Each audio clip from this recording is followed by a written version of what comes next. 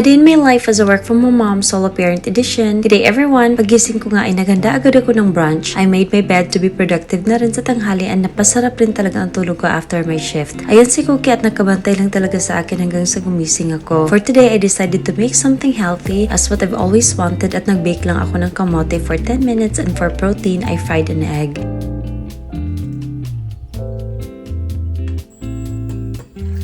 Nagtimpla rin ako ng honey ginger tea and usually dissolve it with hot water para mas madaling ma-mix.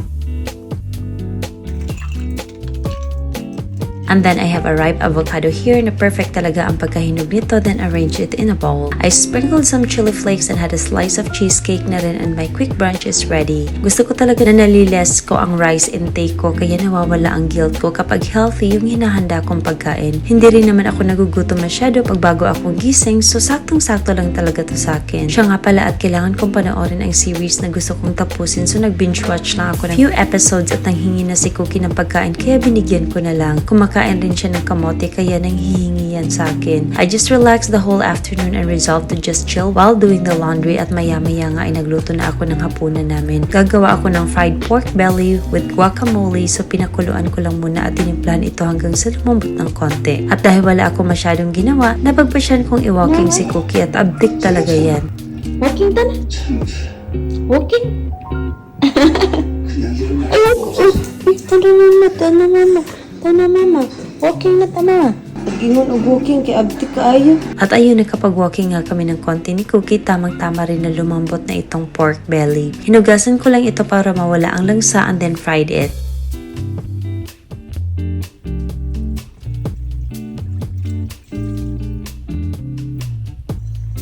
Ayan, at napisikan pa kayo, agoy.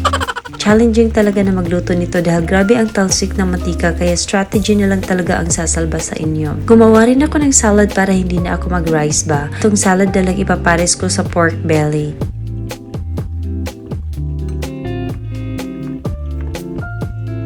And then added my favorite cheese na Comte and I will reserve the remaining slice next time na mag-crave ako.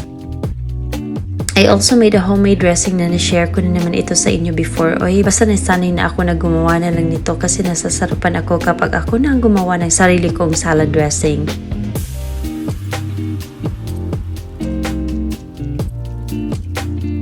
Then gumawa na rin ako ng guacamole sauce na perfect sa pork belly. At ayan, hindi nagalit ang mantika sa akin, so I just plated our dinner with this very crispy meal. Our dinner is ready at syempre hindi ko na mapigilang tumikim yan. At ayun, nasimot na naman ang ulam ngayong gabi namin ni Jeff. Si Cookie palaylay lang yan at nagpapalambing kay nanghihingi man niya ng pork, and my day ended a relaxing one.